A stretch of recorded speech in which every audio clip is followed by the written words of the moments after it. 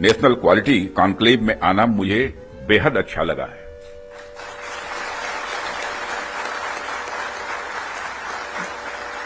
वैसे ordinary conclave में तो हम लोग जाते रहते हैं, तो क्वालिटी कॉन्क्लेव में आने में क्या आपत्ति हो सकती है।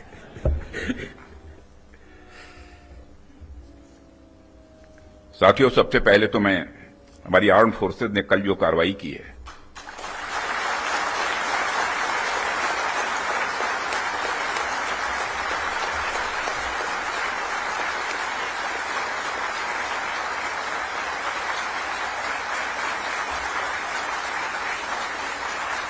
और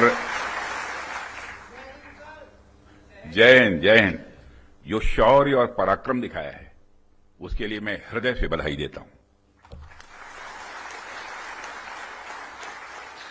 पाकिस्तान और पीओके में जिस तरह से हमारी आर्म्ड फोर्सेस ने टेरर कैंप्स को नेस्त नाबूद किया है, वो हम सबके लिए एक गौरव का विषय है।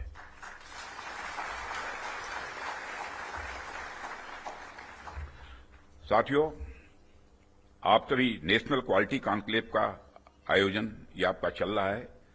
क्वालिटी की क्या भूमिका होती है, यह क्या रोल अदा करती है, इसका नमूना हमने कल देखा।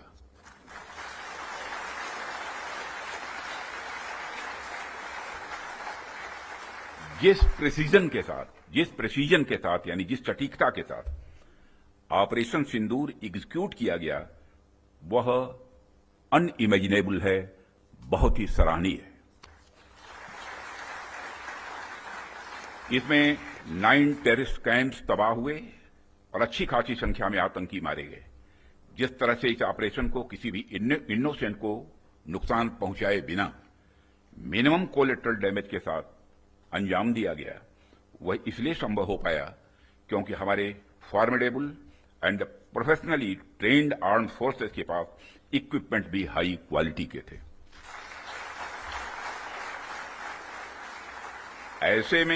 ऐसे में इस क्वालिटी कॉन्क्लेव को मैं बड़े महत्वपूर्ण कॉन्क्लेव के रूप में देखता हूं। मैं इस आयोजन के लिए डिपार्टमेंट ऑफ डिफेंस प्रोडक्शन और इनके secretary defence production Shri Sanjeev Kumar को भी हार्दिक बधाई देता हूं, और क्वालिटी एश्योरेंस ऑर्गेनाइजेशंस को भी मैं बधाई देता हूं। साथियों, अभी मैं इस कॉन्क्लेव की थीम देख रहा था, fast tracking of quality assurance through integrated approach and technology enabled processes. आपकी यह थीम मुझे बेहद अच्छी ही नहीं लगी, बल्कि दिलचस्प भी लगी, इंटरेस्टिंग लगी। वैसे भी पूरी दुनिया में इसमें बड़ी तेजी से डिसरप्टिव चेंजेस हो रहे हैं, और खासकर डिफेंस सेक्टर में तो लगातार नए नए ट्रांसफॉर्मेशंस ये देखने को मिल रहे हैं। ऐसे में क्वालिटी असेसमेंट को फास्ट ट्रैक करना न सिर्फ रेलेवेंट है, बल्कि मैं समझता हूं यह समय की मांग है। उन चेंजेस को देखते हुए यह थीम अपने आप में बहुत ही रेलेवेंट हो जाती है।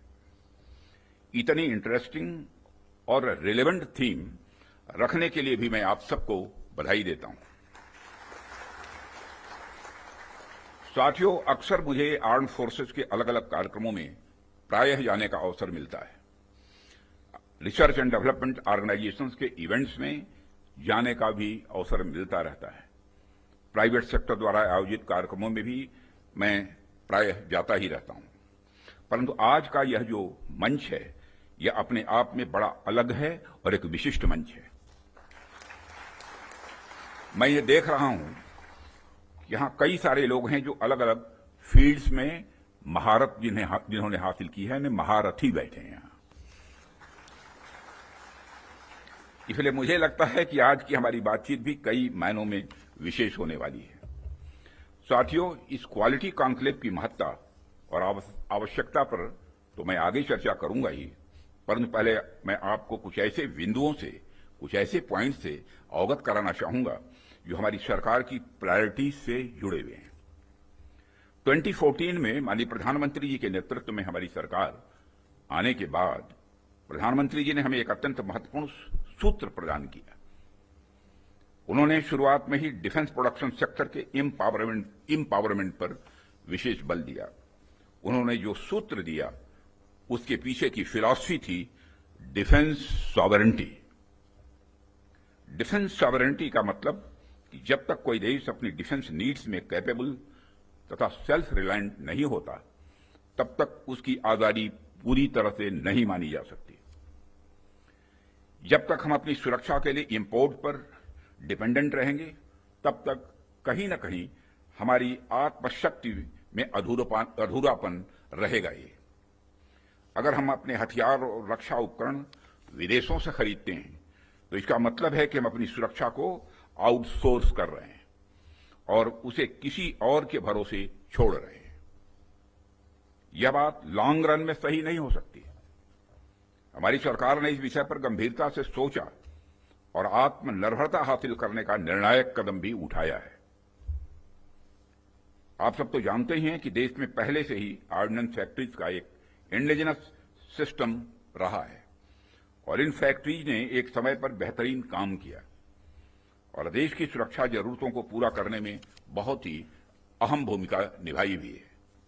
इनके अलावा हमारे पास डिफेंस पीएसयूज का भी एक मजबूत इकोसिस्टम पहले से ही है। हमारी सरकार ने डिफेंस प्रोडक्शन में क्वालिटी और क्वांटिटी दोनों पर समान रूप से बल दिया है। इसी दिशा में कई क्रांतिकारी कदम उठाए गए, जिनमें से कुछ महत्वपूर्ण कदमों का उल्लेख मैं यहां करना चाहूंगा। ऑर्डिनेंस फैक्ट्रीज का कॉर्पोरेटाइजेशन उनमें से एक अत्यंत महत्वपूर्ण कदम रहा है, जिसे हमने इंश्योर किया ताकि कम समय में ही डिफेंस प्रोडक्शन में व्यापक सुधार हो सके। यहां मैं जरूर बताना चाहूंगा कि ऑर्डिनेंस फैक्ट्रीज का कॉर्पोरेटाइजेशन हमारे लिए कोई बहुत सरल प्रक्रिया नहीं थी। इसमें अनेक जटिल प्रश्न थे और चैलेंजेज भी थे, परंतु हमने इसे इसलिए लागू किया क्योंकि यह एक अर्जेंट रिफॉर्म था। अब प्रश्न उठता है कि यह अर्जेंट क्यों था। इसका एक बड़ा कारण था क्वालिटी। आप सभी स्पेशलिस्ट के समक्ष मैं यह कह सकता हूं कि सरकार ने क्वालिटी को अपना प्रायोरिटी रिफॉर्म एजेंडा बनाया है। हमने क्वालिटी इंप्रूवमेंट को ही टारगेट करते हुए ऑर्डिनेंस फैक्ट्रीज का कॉर्पोरेटाइजेशन किया।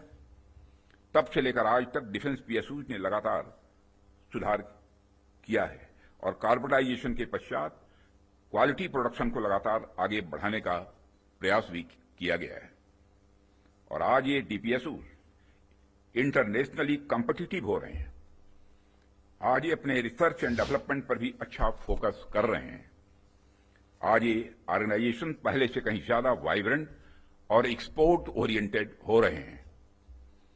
वैसे तो अभी कुछ कार्य बाकी है, पर मैं इतना जरूर आश्वस्त हूं कि जिस प्रकार पब्लिक सेक्टर में रिफॉर्म के लिए हम प्रयासरत हैं, वह हमें आने वाले समय में काफी अच्छे रिजल्ट्स देने वाला है। साथियों, पब्लिक सेक्टर के डेवलपमेंट के पीछे हमारा एक ही उद्देश्य भी रहा है कि एक healthy competitive private defence ecosystem का विकास किया जाए, जो अपनी क्वालिटी के माध्यम से देश की सुरक्षा को और अधिक मजबूत बनाए। जैसा कि हम सभी जानते हैं कि क्वालिटी को लेकर प्राइवेट सेक्टर की अपनी एक अच्छी खासी इमेज होती है। किसी भी क्षेत्र में प्राइवेट सेक्टर अपनी गुणवत्ता के लिए जाना जाता है। आज चाहे बड़े प्लेटफॉर्म्स हों या सिस्टम्स, एमएसएमईज हों या स्टार्टअप्स, हमने ऐसा प्राइवेट इंडस्ट्रियल बेस तैयार किया है जो देश के डिफेंस सेक्टर के विकास में सक्रिय भागीदार बन रहा है और उसे सशक्त कर रहा है। आज रिलीज होने वाले इंडस्ट्री 4 को भी मैं इसी संदर्भ में देख रहा हूं। यह निश्चित रूप से हमें स्मार्ट मैन्युफैक्चरिंग के एक ऐसे एरा में ले जाएगा जहां से हमारे लिए कई नए डायमेंशंस खुलेंगे। इसी तरह जो दूसरे मैनुअल्स आज रिलीज हो रहे हैं, जो एमओयू साइन हुए हैं, उनको भी मैं इसी कंटेक्स्ट में देखता हूं।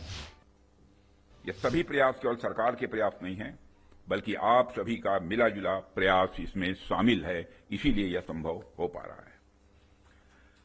साथियों, जैसा कि आप सभी जानते हैं, आज की दुनिया में सिर्फ प्रोडक्ट नहीं बल्कि एक मजबूत ब्रांड वैल्यू भी जरूरी है। जब मार्केट में असिमेट्रिक इंफॉर्मेशन फैली होती है तब कंज्यूमर भ्रमित हो जाता है, कंफ्यूज हो जाता है। ऐसे में वही ब्रांड सफल होता है जो कंसिस्टेंट क्वालिटी और रिलायबिलिटी का भरोसा देता है। और यही कारण है कि हमें इंडियन डिफेंस इंडस्ट्री को एक स्ट्रांग और ट्रस्टेड ब्रांड बनाना ही होगा। इस संदर्भ में आज मैं आपसे एक महत्वपूर्ण अपील करने के लिए आप सबके बीच खड़ा हुआ हूं।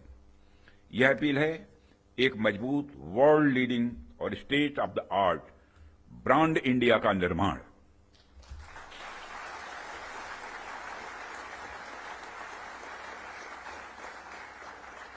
ताकि दुनिया की डिफेंस मार्केट में प्रोडक्ट्स को लेकर जब कंट्रीज के मन में डाउट हो तो वह ब्रांड इंडिया को चूज करे। Whenever in doubt, go for it.